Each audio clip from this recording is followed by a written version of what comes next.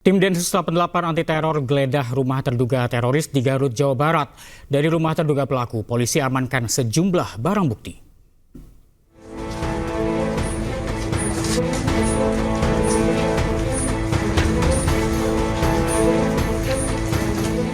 Tim Densus 88 anti teror menggeledah rumah terduga teroris di Kecamatan Pangatikan, Garut, Jawa Barat.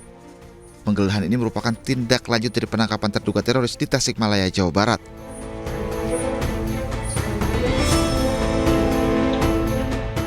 Setelah melakukan penggeledahan sekitar kurang lebih 1 jam, petugas membawa sejumlah barang bukti dari rumah terduga teroris yang dimasukkan ke dalam sejumlah kantong plastik. Namun demikian, dalam kasus ini pihak berwenang belum berkomentar dan belum memberikan keterangan resmi perihal penggeledahan di rumah terduga teroris tersebut. Sebelumnya, polisi menangkap terduga teroris di kawasan Desa Jaya Ratu, Kecamatan Sariwangi, Kabupaten Tasikmalaya, Jawa Barat. Pria terduga teroris itu ditangkap di salah satu rumah warga di Tasik saat sedang bertamu. Dari Garut, Jawa Barat, II Solihin, iNews melaporkan. Polres Cimahi memeriksa sejumlah saksi terkait bocornya truk pengangkut cairan kimia yang tercecer di Jalan Padalarang, Purwakarta. Supir truk kimia tersebut kini diwajib lapor.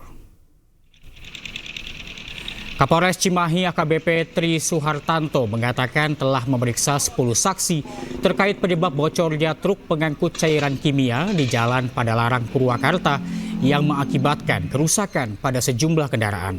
Selain memeriksa saksi dalam waktu dekat, polisi akan memanggil saksi ahli termasuk memeriksa 2 perusahaan yang berkaitan dengan peristiwa ini. Polisi juga menyebut saat ini tidak ada lagi cairan kimia yang tercecer di jalan.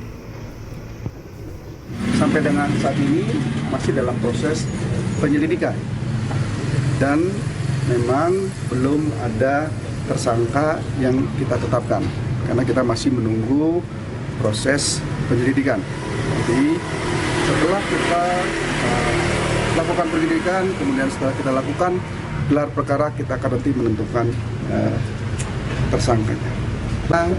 Supir, ya, kemudian saksi-saksi yang ada di tempat kejadian. Untuk supirnya wajib lapor sekarang apa gimana? Ya, untuk sementara supir kita kenakan.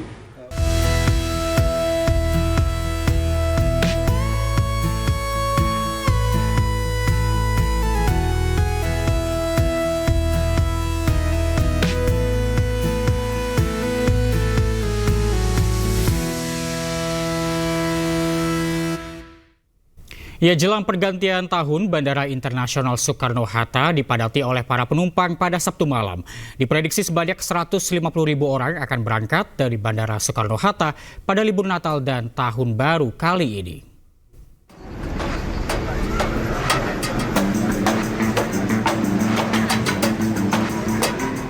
Jelang pergantian tahun baru, para penumpang memadati Bandara Internasional Soekarno-Hatta, Tangerang, Banten Sabtu malam.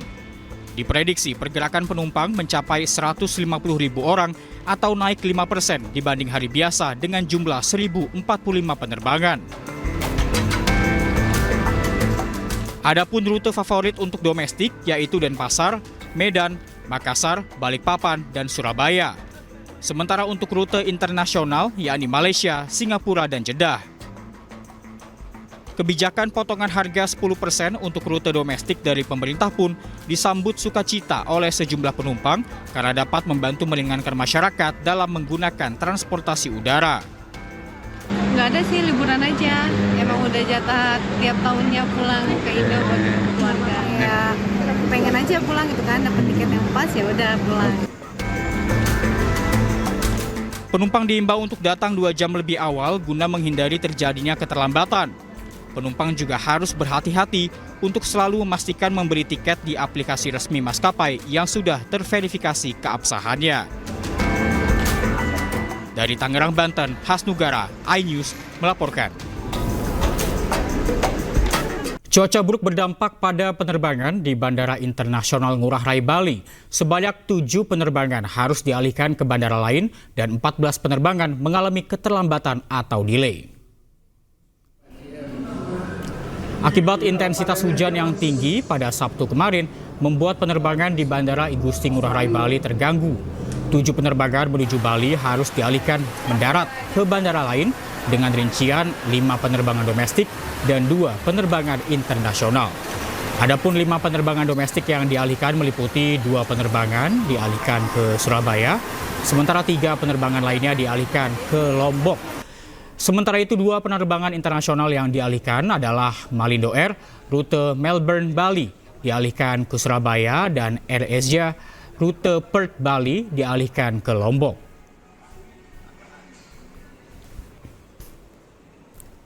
Pemirsa, memasuki libur panjang Natal dan Tahun Baru, stasiun Pasar Senen ramai penumpang.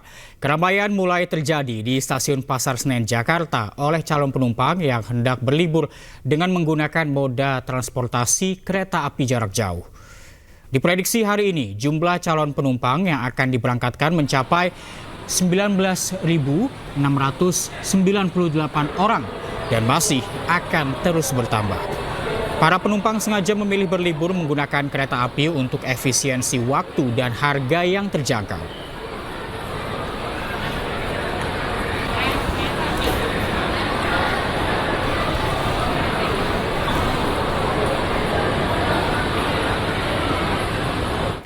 Pantauan arus lalu lintas pada periode Natal dan Tahun Baru 2024-2025 di gerbang tol Cikampek Utama atau Cikatama terpantau ramai lancar dari kedua arah. PT Jasa Marga mencatat 309.000 kendaraan yang kembali ke Jabodetabek, meningkat 14,3% dibandingkan volume lalu lintas normal, yakni 270.000 kendaraan. Didominasi bergerak dari arah Trans Jawa dan Bandung, 141.000 kendaraan. Sementara dari arah sebaliknya, yakni menuju Trans Jawa, terpantau perharinya lebih dari 42.000 kendaraan melintas, naik dibandingkan volume lalu lintas normal di angka 32.000. Sementara menuju hari perayaan pergantian tahun, lalu lintas kawasan Simpang Gadok arah Puncak Bogor, Jawa Barat kembali diberlakukan rekayasa lalu lintas sistem ganjil genap. Sejak pagi, volume kendaraan yang melintas menuju arah Puncak Bogor telah mencapai 7.000 kendaraan. Rekayasa lalu lintas ganjil genap diberlakukan mulai pukul 7 pagi dan kendaraan berplat nomor genap diarahkan untuk putar balik dan harus melewati jalur alternatif untuk mengurai kepadatan. Sementara sistem one way belum diberlakukan dan akan diterapkan secara situasional. Dan pemirsa, untuk mengetahui lalu lintas libur Natal dan Tahun Baru sudah ada sejumlah rekan kami di sejumlah titik. Ada rekan Salam Rahmat di stasiun Pasar Senen, Jakarta, kemudian ada di Lami Aulia di gerbang tol Cikampek Utama, dan rekan kami Jen Cahyani di kawasan Puncak Gadok, Kabupaten Bogor, Jawa Barat. Kita terlebih dahulu bergabung dengan Salam Rahmat yang berada di stasiun Pasar Senen, Jakarta. Selamat siang, Salam, ada berapa jumlah penumpang yang berangkat dari stasiun Pasar Senen hari ini? Ya, baik, selamat siang Reza dan juga pemirsa. Untuk situasi terkini di stasiun Pasar Senen, Jakarta, ini sudah mulai tampak adanya penurunan jumlah volume calon penumpang yang akan menuju ke sejumlah kota. Tentu berbeda situasinya kalau kita bandingkan pada hari kemarin, di mana untuk hari ini tercatat ada sebanyak kurang lebih 22.283 calon penumpang yang akan menyasar ke sejumlah kota favorit, baik itu di Jawa Barat, Jawa Tengah, dan juga Jawa Timur, seperti Bandung, Yogyakarta, Lempuyangan, Surabaya, Semarang, dan Purwokerto, serta juga Malang. Dapat kami informasikan juga bahwa informasi yang kami dapatkan dari pihak stasiun Pasar Senen, di momen libur Natal dan juga Tahun Baru, khususnya untuk pemesanan tiket di tanggal 29 Desember hingga 5 Januari mendatang, ini masih tersisa tiket kurang lebih 220.000 tiket, termasuk juga sejumlah kereta api tambahan untuk mengantisipasi adanya lonjakan calon penumpang yang akan menuju baik itu arus mudik ataupun juga arus balik. Dan yang menarik dari perhatian kami adalah bahwa pada hari ini dan juga hari esok ini diprediksi akan menjadi puncak arus balik Natal, karena di Daob 1 Jakarta akan ada sebanyak kurang lebih 42.000 lebih calon penumpang yang akan tiba di Jakarta. Momen ini juga banyak sekali dimanfaatkan oleh warga, baik itu warga yang usai melakukan merayakan Natal di luar kota ataupun juga masyarakat dari luar kota yang ingin merayakan malam pergantian tahun di Jakarta. Dapat kami informasikan juga bahwa untuk pengamanan sendiri di Stasiun Pasar Senen juga turut dilakukan oleh sejumlah personil gabungan dari TNI, Polri maupun juga aparat lainnya begitu untuk memberikan rasa aman dan juga nyaman bagi para calon penumpang yang akan melakukan perjalanan keluar kota ataupun juga tiba di Jakarta. Reza. Salam, lebih dari 20.000 penumpang akan berangkat dari Stasiun Pasar Senen pada hari ini, dan selanjutnya kita akan memantau ada rekan Dilami Aulia di gerbang tol Cikampek Utama. Dilami, apakah ada kepadatan kendaraan di sana? Ya, selamat siang Reza dan juga pemirsa. Pantauan kami di gerbang tol Cikampek Utama belum terjadi kepadatan sejak pagi hari ini. Yang mana memang kalau misalnya kita mencatat untuk volume keluar kendaraan dari Jakarta menuju tol Trans Jawa ini kiranya ada 4.000 kendaraan per jamnya, atau kalau di total per hari bisa 42.000 kendaraan. Tentu ini jumlahnya jauh lebih meningkat dibandingkan periode normal yang hanya mencapai 32.000 kendaraan. Bahkan Reza, kalau kami memantau dengan radius 10 hingga 15 km tidak terjadi kepadatan yang berarti. Namun kalau misalnya dilihat kembali di kilometer 57 tepatnya di rest area begitu ya, di pintu masuk ini terjadi kepadatan dikarenakan memang kalau di jam siang di jam 10 hingga 12 ini memang terjadi kepadatan antrian masuk ke rest area. Tetapi untuk selebihnya memang masih terpantau normal, Reza. Dan juga kalau misalnya melihat data dari Jasa Marga yang mencatat bahwa ada 309.000 kendaraan yang kembali ke Jabodetabek dari periode Nataru 2024 hingga 2025 ini. Tentu ini meningkat, jumlahnya angkanya 14,3% dibandingkan periode normal volume kendaraan yang bisa mencapai 270.000 kendaraan saja. Dengan begitu juga dari PT Jasa Marga sendiri memang mencatat untuk hari ini bisa terjadi periode arus balik sehingga diskon 10% diberlakukan dari gerbang tol Kalikangkung hingga ke gerbang tol Cikatama. Dan kalau kami memantau di sini begitu ya, pengalihan arus lalu lintas memang belum terjadi seperti kontraflow, ganjil genap.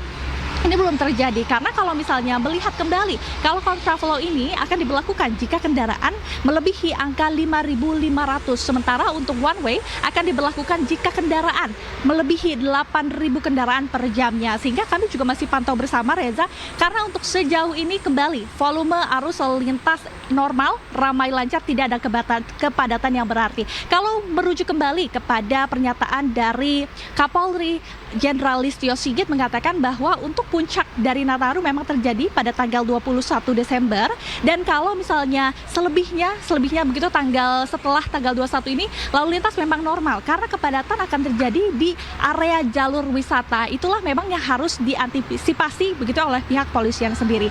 Reza. Baik, Dilami, situasinya masih ramai lancar di gerbang tol Cikatama, dan kini kita menuju ke Jen Cahyani di kawasan Gadok Puncak, Kabupaten Bogor, Jawa Barat. Selamat siang, Jen. Apa saja rekayasa lalu lintas yang diberlakukan di sana?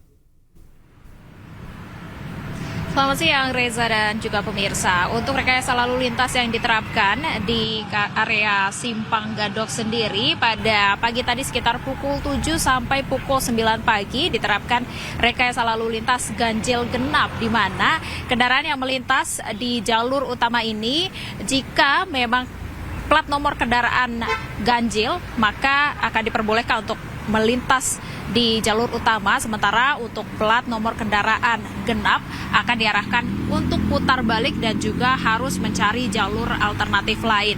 Sementara itu untuk saat ini sendiri tidak diberlakukan rekayasa lalu lintas, di mana masih normal di kedua jalurnya, baik dari arah Jakarta menuju ke arah Bogor maupun dari Bogor menuju ke arah Jakarta.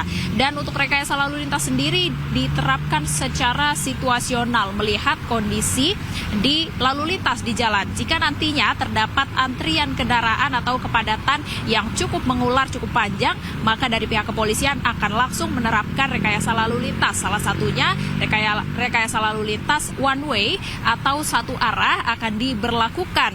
Jika nantinya di area Simpang Gadok ini terdapat kepadatan, maka akan dilakukan rekayasa lalu lintas one way menuju ke arah Puncak Bogor. Namun menuju siang hari, jika biasanya pada hari-hari kemarin ini pada jam 1 siang hingga sore biasanya terjadi kepadatan di area dari arah Bogor menuju ke arah Jakarta, maka dilakukan atau diterapkan sistem one way. Nanti akan kita lihat apakah ada antrian kendaraan yang cukup mengular. Sementara untuk volume kendaraan yang melintas di sini berdasarkan data terakhir yang kami akses ini sudah ada 13.000 kendaraan yang melintas dari arah Jakarta menuju ke arah Bogor. Sementara dari arah Bogor menuju arah Jakarta ada 12.000 kendaraan yang melintas hingga siang ini. Dan kalau kita lihat, kita bandingkan dengan hari kemarin, kemungkinan hari ini akan terjadi kenaikan untuk volume kendaraan yang melintas. Dan dari pihak kepolisian memprediksi nantinya puncak dari kepadatan lalu lintas akan terjadi pada tanggal 31 Desember 2024 sampai atau menuju ke malam pergantian tahun.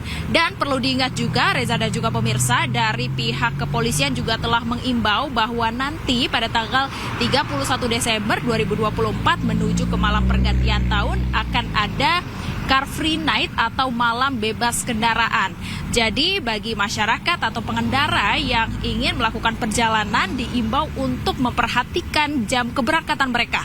Karena pada pukul 6 sore tanggal 31 Desember akan ada penutupan di sejumlah jalur sehingga para pengendara tidak dapat melintas dan harus mencari jalur-jalur alternatif untuk menuju ke arah Puncak Bogor.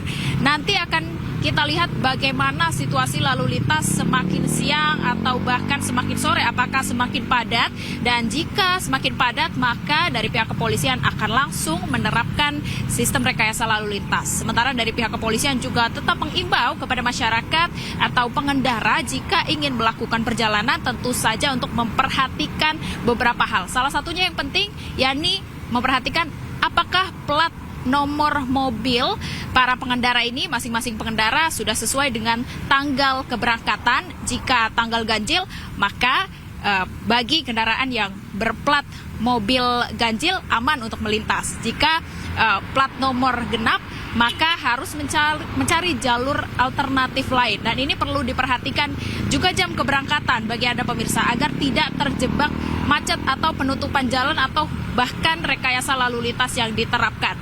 Kemudian untuk imbauan lain untuk para pengendara atau masyarakat yang ingin melakukan perjalanan atau berekreasi pada masa libur tahun baru ini untuk berkendara dalam kondisi prima dan juga memperhatikan kendaraan Anda, termasuk juga bahan bakar dan juga saldo e-tol dan juga kenyamanan Anda dalam berkendara agar liburan Anda tetap nyaman. Sementara itu, Reza. Baik, rekayasa lalu lintas diberlakukan secara situasional di kawasan Simpang Gadok Puncak. Terima kasih atas laporan Anda. Jen Cahyani melaporkan langsung dari kawasan Simpang Gadok Puncak, dan sebelumnya ada Dilami Aulia dari Gerbang Tol Cikatama dan Salam Rahmat dari Stasiun Pasar Senen, Jakarta. Selamat siang, terima kasih rekan-rekan, selamat bertugas kembali. Kita ke informasi lain pemirsa. Vonis 6,5 tahun terhadap Harvey Moise menuai kritikan karena dianggap terlalu ringan. Terkait vonis ringan suami Sandra Dewi itu, Komisi Yudisial turun tangan untuk dalami kemungkinan adanya pelanggaran etik hakim yang telah menimbulkan gejolak di publik. Pidana kepada terdakwa dengan pidana penjara selama 6 tahun dan 6 bulan dan denda sebesar 1 miliar rupiah.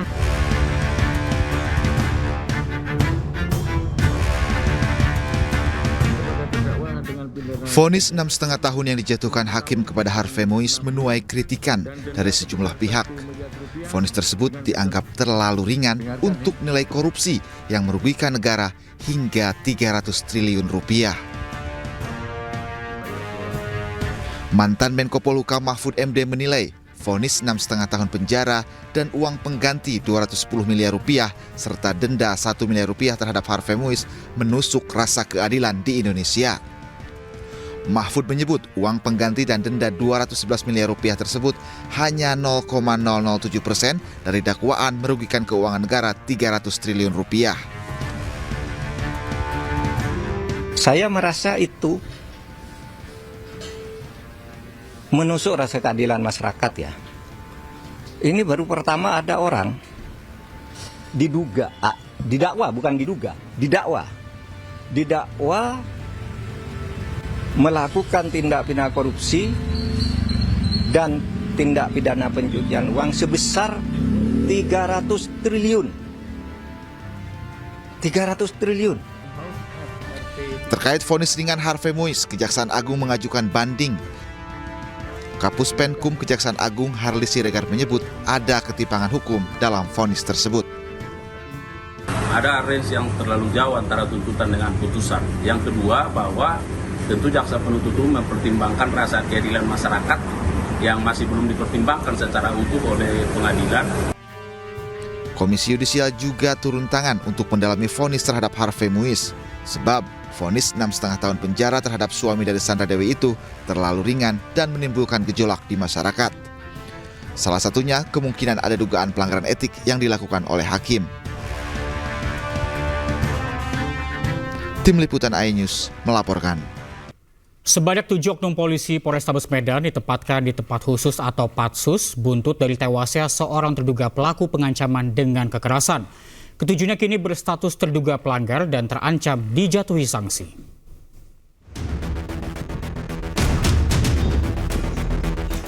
Kapolrestabes Medan Kombes Gideon Arif Setiawan melayat ke rumah korban penganiayaan yang diduga dilakukan oleh 7 oknum polisi. Ketujuh oknum polisi ini telah menjalani pemeriksaan dan kini berstatus sebagai terduga pelanggar. Para oknum polisi ini ditempatkan di tempat khusus atau Patsus karena diduga terlibat dalam penganiayaan terhadap seorang terduga pelaku pengancaman dengan kekerasan. Jika nantinya terbukti melakukan pelanggaran, ketujuh oknum polisi Polrestabes Medan terancam akan dijatuhi sanksi sesuai dengan ketentuan yang berlaku. Ada 7 personil. 7 personil yang kami lakukan pendalaman pemeriksaan secara internal. Lalu terhadap 7 orang personil tersebut kita lakukan penempatan khusus atau Patsus. Patsus adalah satu proses yang cukup extraordinary yang dilakukan dalam tahap penyidikan atau pemeriksaan internal. Kami bisa menyimpulkan bahwa ada indikasi kuat memang terjadi kekerasan yang dilakukan oleh personil Satreskrim Polrestabes Medan terhadap almarhum BS, sehingga mengakibatkan meninggal dunianya di rumah sakit. Jadi tidak pada saat itu juga, tapi meninggal dunia di rumah sakit. Dari mana tahu aku lakiku? Mau diantar kemana lakiku ini? Nggak tahu aku. Kalau nggak datang aku kemari, nggak tahu aku. Sebelumnya, korban ditangkap polisi bersama 2 orang lainnya atas dugaan tindak pengancaman dan kekerasan.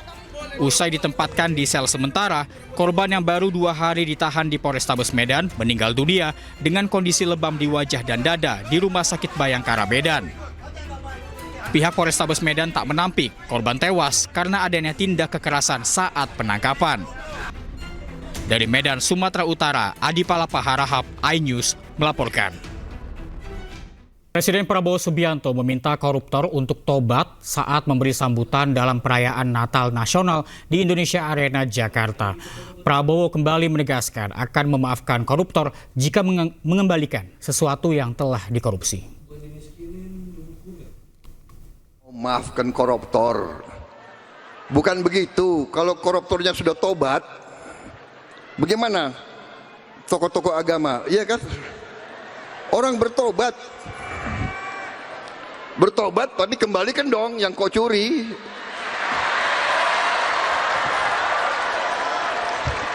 Enak aja. Udah nyolong, aku bertobat. Yang kau curi kau kembalikan. Bukan saya maafkan koruptor, tidak. Saya mau sadarkan mereka yang sudah terlanjur dulu berbuat dosa, ya bertobatlah, itu kan ajaran agama. Bertobatlah, kasihan rakyat, kembalikan uang itu sebelum kita cari. Hartamu kemana kita akan cari. Gitu. Vonis hukuman suami artis Sandra Dewi yakni Harvey Muiz yang dianggap ringan mengundang reaksi publik. Selebgram sekaligus YouTuber Jerome Pauline ikut merespon dengan menghitung jumlah korupsi dan lama hukuman.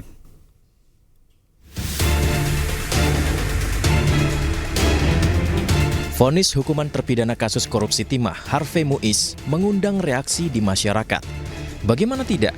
Majelis Hakim hanya memvonis Harvey dengan hukuman 6,5 tahun penjara, denda 1 miliar rupiah, dan uang pengganti senilai 210 miliar rupiah. Padahal, kerugian negara yang ditimbulkan akibat korupsi tersebut diduga mencapai 300 triliun rupiah. Seorang selebgram yang juga YouTuber, Jerome Pauline, ikut merespon dengan membuat sebuah video hitung-hitungan berupa nilai uang dengan lamanya hukuman. Dalam unggahan di Instagram pribadinya, Jerome mencoba menghitung uang sebanyak 1 triliun rupiah. Jika dipenjara selama 6 tahun, maka bisa mendapat 20 juta rupiah per jamnya. Jadi kalau misalnya dapat 1 triliun selama 6 tahun tapi harus dipenjara, per jamnya kali penjara dapat 20 juta rupiah, guys. Menurut kalian berarti atau enggak? Video ini diduga sebagai sindiran atas vonis yang baru saja diterima suami artis Sandra Dewi, Harvey Muiz. Presiden Prabowo Subianto mengumpulkan sejumlah ketua umum partai politik Koalisi Indonesia Maju. Pertemuan digelar di kediaman Prabowo Subianto di Jalan Kertanegara, Jakarta. Sejumlah ketua umum partai politik datang ke kediaman Prabowo Subianto di kawasan Kertanegara, Jakarta. Ketua umum partai yang terlihat hadir adalah Ketua Umum PKB Muhaimin Iskandar, Ketua Umum PAN Zulkifli Hasan, dan Ketua Umum Partai Golkar Bahlil Lahadalia. Menurut Ketua Umum PAN Zulkifli Hasan, pertemuan digelar pada Sabtu sore. Zulhas juga menjelaskan tidak ada isu spesial yang dibahas, hanya pertemuan rutin biasa. Oh, itu pertemuan rutin ketua umum partai. Biasanya kan tiap Jumat ya makan siang, tapi tadi karena satu hal masih sibuk, baru tadi sore jam 5 ya. Jadi bahas apa?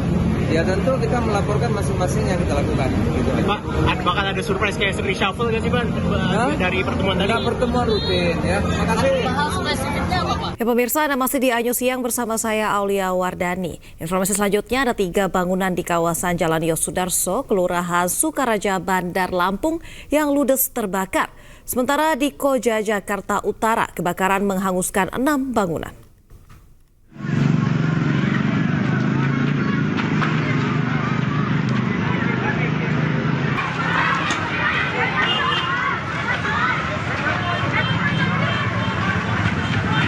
Kobaran api dengan cepat membesar dan menghanguskan 3 bangunan beserta isinya di Jalan Yosudarso, Bandar Lampung. Berdasarkan keterangan saksi di lokasi kejadian, sumber api berasal dari gedung papan bunga yang kemudian menjalar ke bangunan lainnya.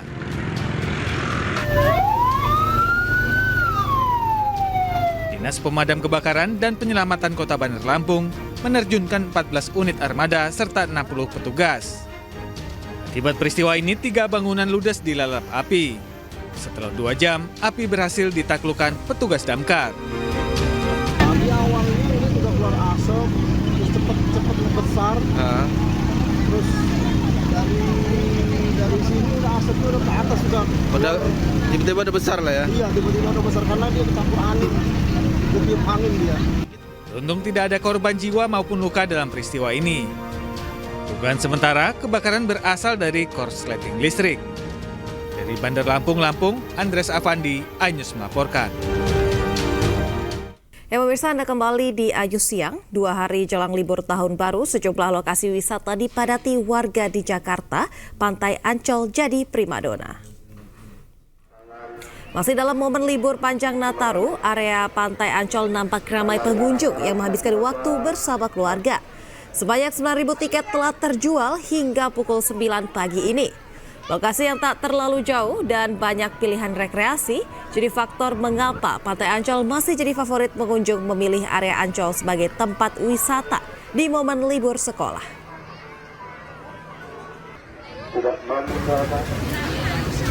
Sementara itu di Bandung, Jawa Barat, ratusan warga mulai dari anak-anak hingga lansia memadati area Taman Alun-Alun Kota Bandung hanya untuk menunggu kedatangan bus wisata Tour on Bus atau yang biasa dikenal dengan Bandros.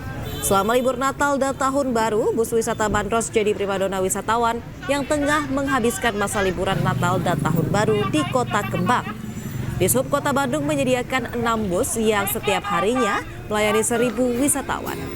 Bus berkapasitas 25 orang ini beroperasi setiap hari mulai pukul 8 pagi hingga pukul 4 sore. Mirsa, kepadatan pengunjung juga terjadi di pusat perbelanjaan baju batik di Pasar Beringharjo, Yogyakarta. Ribuan pengunjung memadati setiap los pedagang meski berdesak-desakan. Antusias berburu ragam souvenir baju batik tetap tinggi. Sejumlah wisatawan mengaku sengaja membeli oleh-oleh baju batik di Pasar Beringharjo karena harganya terjangkau, yakni berkisar belasan hingga ratusan ribu rupiah. Diprediksi peningkatan kunjungan wisatawan di Pasar Beringharjo di Malioboro ini akan terus berlangsung hingga awal tahun baru 2025 mendatang. Dan pemirsa, untuk mengetahui liburan Natal dan Tahun Baru sudah ada rekan kami Amrina Rida di Taman Impian Jaya Ancol, ada Ervan David di Bandung, Jawa Barat, serta Heru Trijoko di Malioboro, Yogyakarta. Dan pemirsa, kita akan terlebih dahulu ke Amrina di Taman Impian Jaya Ancol, Jakarta. Amrina, bagaimana kondisi hari ini di Taman Impian Jaya Ancol? Apakah sudah ada kepadatan pengunjung? Ya, halo selamat siang Aulia dan juga pemirsa. Ini memang pada hari ini terlihat cukup ramai pengunjung yang melakukan aktivitas ataupun juga datang ke area Pantai Ancol. Dan memang saya bisa merasakan sekali sukacita, lalu juga keceriaan dan juga bagaimana rasa gembira yang dirasakan oleh para pengunjung menghabiskan waktu libur akhir tahun ini di area Pantai Ancol. Apalagi sekarang suasananya ini sudah mulai adem, begitu tidak seperti tadi pagi cukup terik, tapi sekarang mulai adem dan anginnya sangat terasa, sepoi-sepoi sekali, sangat cocok sekali untuk menghabiskan waktu bersama dengan keluarga tercinta. Nah, kalau kami bisa menggambarkan begitu, memang ada banyak aktivitas yang bisa dilakukan oleh para pengunjung di sini. Pada pukul 9 pagi tadi terhitung tiketnya sudah terjual, sudah ada 9.000 tiket, dan tentunya ini semakin siang dan juga semakin sore akan terus bertambah begitu, dikarenakan ada aktivitas banyak sekali yang bisa dilakukan oleh para pengunjung. Kalau misalnya saya menengok ke belakang di area pantai ini, banyak sekali anak-anak yang melakukan kegiatan favorit mereka. Misalnya adalah mereka bermain pasir, bermain air, ataupun juga bermain-main bersama dengan sanak saudara mereka, yang mana ini menjadi salah satu aktivitas favorit bagi anak-anak. Dan tentunya mereka semuanya pasti dijaga dan juga dimonitor oleh orang tua mereka begitu. Nah, selain itu juga tadi ada sejumlah pengunjung yang sepertinya seru sekali naik berbagai wahana permainan air, misalnya speedboat ataupun juga banana boat, ataupun juga berkeliling naik perahu yang harganya kalau mau naik hanya Rp20.000 saja. Tidak sedikit juga yang memilih untuk hanya berpiknik sembari menggelar tikar ataupun juga berbincang-bincang dengan keluarga mereka. Jadi memang bisa merasakan sekali, meskipun saya juga tidak ikut melakukan liburan ya, tapi saya bisa merasakan bagaimana suasana sukacita di sini. Tapi tentunya ada sejumlah himbauan yang harus diperhatikan oleh para pengunjung ataupun juga wisatawan yang ada di sini, dikarenakan sekarang sedang masa musim penghujan dan air di area Pantai Ancol ini memang ketika pagi hari akan sedikit pasang begitu, sehingga dihimbau bagi para orang tua yang membawa anak-anaknya untuk terus menjaga ataupun juga memonitor anak-anaknya ketika bermain di area pantai. Meskipun demikian, dari pihak Ancol pun juga sudah melakukan berbagai antisipasi, diantaranya adalah memfungsikan 55 mesin pompa air jikalau nanti ada airnya cukup naik ataupun juga cukup pasang dan menyebabkan banjirop, nanti pompa air ini akan difungsikan, dan juga ada sejumlah petugas yang bersiaga di sana. Dan bagi Aulia ini ataupun juga pemirsa yang tertarik untuk berlibur di Pantai Ancol bisa membeli tiketnya on the spot ataupun juga melalui website dengan harganya hanya Rp35.000 saja. Aulia. Baik, terima kasih Amrina. Selanjutnya kita akan bergeser ke Bandung, Jawa Barat. Sudah ada rekan Ervan David di sana. Ya Ervan, bagaimana keseruan wisatawan yang naik bandros di Bandung? Bisa Anda ceritakan? Ya, selamat siang Aulia dan juga pemirsa. Libur Natal dan Tahun Baru 2024 menuju 2025 kawasan wisata Braga dan juga Asia Afrika dipenuhi wisatawan dari dalam maupun luar kota Bandung. Dan banyak wisatawan yang memanfaatkan libur panjang ini di kawasan Braga dan juga Asia Afrika hanya untuk dengan bersuah foto dan menikmati suasana Bandung. Dan selain suah foto sendiri, ada satu lagi primadona wisatawan untuk berkunjung ke kota Bandung, yaitu Bandros atau Bandung Tour on Bus. Dan kita dapat menyaksikan bahwa ada puluhan wisatawan yang mengantri hanya untuk menaiki Bandros atau Bandung on Tour Bus. Dan kendaraan Bandros ini sendiri dapat menampung 25 wisatawan, baik wisatawan dari luar kota Bandung maupun dalam kota Bandung. Untuk rute Bandros ini sendiri meliputi kawasan Jalan Braga, Jalan Viaduk, Jalan Perintis Kemerdekaan, Wastu Kencana, Jalan Merdeka, Asia Afrika, Banci, dan kembali lagi ke kawasan Bandros. Dan hanya dengan merogoh kocek Rp20.000 saja wisatawan sudah diajak berkeliling jalan-jalan kota Bandung dengan dipandu tour guide untuk melihat bangunan sejarah yang ada di kota Bandung. Dan diprediksi juga untuk keramaian dari wisatawan di Braga ini sendiri akan terus terjadi hingga mendekati malam pergantian tahun 2024 dan 2025. Aulia. Ya baik Ervan, apakah Anda melihat ada mungkin titik-titik kemacetan selama wisatawan berrekreasi di Bandung saat ini? Ya, dari pantauan kami di lapangan sendiri bahwa di libur Natal dan Tahun Baru 2024-2025 ini sendiri ada beberapa titik kemacetan yang ada di Kota Bandung, dan salah satunya ini sendiri ada di kawasan Jalan Braga. Dan biasanya sendiri Jalan Braga ini sendiri ditutup setiap hari Sabtu dan juga hari Minggu, namun kepadatan yang cukup padat di kawasan ini sendiri membuat pemerintah membuka kawasan Jalan Braga bagi para wisatawan yang ingin hendak berlibur ke Kota Bandung. Aulia. Baik Ervan, terakhir mungkin untuk masyarakat atau pemirsa yang ingin menggunakan Bandros, apakah Bandros ini ada setiap saat atau khusus pada momen menjelang Tahun Baru ini, dan apa yang harus dipersiapkan? Mungkin pukul berapa beroperasinya? Ya, benar sekali Aulia, bahwa Bandros ini sendiri ada setiap harinya di Kota Bandung. Namun khusus untuk di Braga ini sendiri, shelter Bandros ini sendiri dibuka pada Sabtu dan juga hari Minggu. Dan hari-hari biasa sendiri pemerintah Kota Bandung membuka shelter Bandros ini sendiri pada ada 2 titik, yaitu di kawasan Gasibu dan juga kawasan alun-alun Bandung. Dan jika wisatawan ingin hendak menaiki Bandros ini sendiri hanya membutuhkan uang sebesar Rp20.000 dan akan diajak berkeliling Kota Bandung untuk menikmati suasana Kota Bandung dengan menggunakan bus Bandros ini. Demikian Aulia.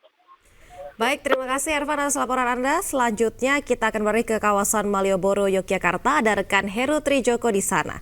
Heru, bagaimana keseruan wisatawan yang ada di Yogyakarta? Silakan dengan laporan Anda. Ya, selamat siang Aulia dan juga pemirsa. Situasi libur Nataru di kawasan Malioboro, Yogyakarta pada siang hari ini terpantau masih padat merayap oleh ribuan pengunjung yang datang silih berganti dari pagi hingga siang ini. Dan seperti yang Anda saksikan di belakang saya, cuaca di kawasan Malioboro, Yogyakarta saat ini terpantau cukup deras, diguyur hujan sejak sekitar 1 jam yang lalu.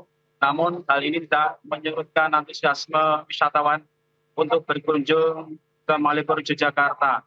Selain kepadatan di arus jalan maupun pedestrian, ribuan wisatawan juga tadi pagi hingga siang terpantau berbelanja atau berburu baju batik di kawasan Pasar Beringharjo, Yogyakarta. Mereka berburu baju batik untuk souvenir oleh-oleh sanak famili di kampung halaman atau untuk teman-teman kerja mereka. Para wisatawan ini memilih Malioboro untuk membeli oleh-oleh souvenir karena mengingat harganya yang cukup terjangkau dan juga bisa ditawar dengan kualitas yang cukup baik, dan harga juga dari belasan, puluhan hingga ratusan ribu rupiah.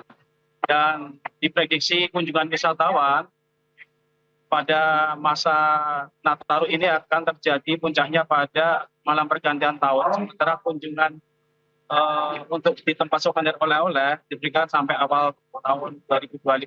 Dan dihimbau kepada wisatawan Yogyakarta, wisatawan Indonesia yang berkunjung ke Malioboro Yogyakarta agar senantiasa tidak lupa membawa jas hujan maupun payung. Hal ini mengingat cuaca di kawasan Malioboro Jakarta dalam beberapa hari terakhir ini terpantau sering terjadi hujan. Demikian Aulia dari Jakarta melaporkan. Baik, terima kasih Heru atas laporan Anda langsung dari Yogyakarta, Jawa Tengah. Dan pemirsa, itu tadi laporan dari rekan-rekan kami yang berada di titik-titik padat wisatawan selama libur Natal dan Tahun Baru 2024 menuju 2025. Selamat bertugas kembali rekan-rekan semua, terima kasih. Selanjutnya pemirsa, ribuan wisatawan Sabtu malam memadati kawasan Jalan Asia Afrika dan Jalan Braga Bandung.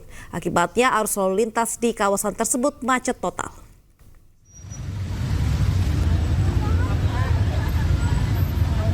Jalan Asia Afrika dan Braga Kota Bandung masih menjadi magnet bagi wisatawan untuk menghabiskan masa liburan di Kota Kembang. Sabtu malam, ribuan wisatawan dari berbagai daerah memadati kawasan tersebut.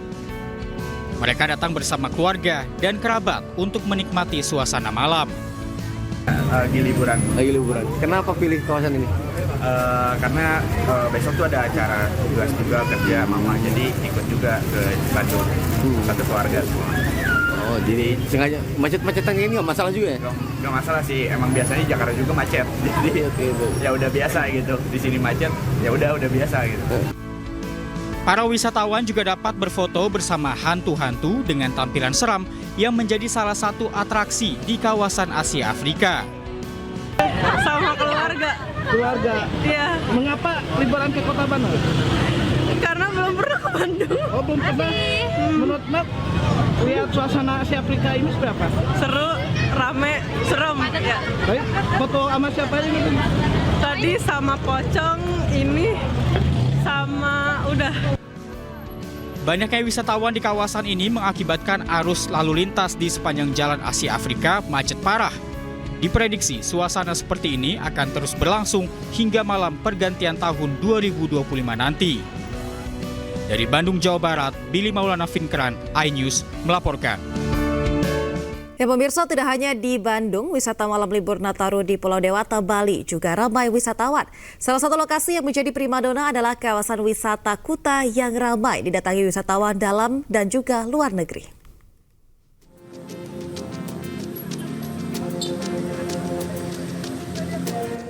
Di musim libur Natal dan Tahun Baru, Pulau Dewata Bali menjadi salah satu destinasi favorit wisatawan, baik domestik maupun internasional. Salah satu lokasi yang menjadi primadona adalah kawasan wisata Kuta. Kepadatan kendaraan terlihat mengular di beberapa titik, seperti jalur menuju Pantai Kuta dan pusat perbelanjaan yang ada di kawasan Kuta.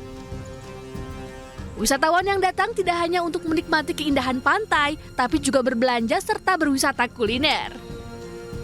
Karena Kuta itu tetap the icon ya, icon mau zaman sekarang mau dulu tuh tetap ikonnya Bali Kuta gitu sih. Meskipun dalam kondisi ramai, pihak berwenang terus melakukan pengawasan untuk memastikan keamanan dan kenyamanan pengunjung. Ramainya wisatawan diprediksi akan terus berlanjut hingga beberapa hari ke depan. Dari Bandung, Bali, Indira Ari, iNews melaporkan. Ya, ingin menghabiskan libur Natal menuju Tahun Baru dengan suasana yang berbeda? Bagi Anda yang sedang berada di Tuban, Jawa Timur, ada wisata air yang bisa jadi pilihan. Di sini Anda bersama keluarga bisa menyusuri hutan dengan perahu kano sambil makan bubur sagu.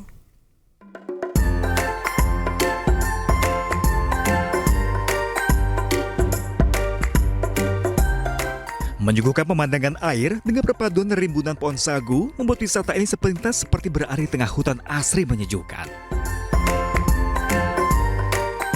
Terletak di Desa Mandirjo, 20 menit dari pusat kota Tuban. Di sini, Anda bersama keluarga bisa menyusuri hutan sagu dengan perahu kano. Tak perlu khawatir terguling atau tenggelam karena pengunjung akan dilengkapi jaket pelampung. Bahkan sejumlah pengunjung ada yang asik berenang langsung. Main apa aja di sini? Perahu ini 2. Sama siapa aja? Sama anaknya, sama saudara rombongan tadi. Oh, dari mana Bu? Dari Bapak. Oh, dari Bapak. Ini baru pertama atau sudah? Baru pertama kali ke sini. Seru nggak Bu? Seru. Setelah asik bermain kano, pengunjung juga bisa menikmati bubur sagu di tengah hutan pohon sagu dengan harga Rp5.000 per mangkoknya. Banget nyobain ini bubur sagu ini. Paling kalau dimakan pas hangat-hangat memang enak sih, cocok banget dengan cuacanya. Ini untuk wisatanya sendiri gimana? Untuk wisatanya ini baru juga mau kita cobain kan, pengen vibes yang naik-naik kapal gitu. Cukup membayar tiket masuk sebesar Rp6.000 per orang dan Rp15.000 untuk bermain kano, Anda bisa menikmati sensasi libur akhir tahun yang berbeda. Dari Tuban, Jawa Timur, Pipit Wibawanto, iNews melaporkan.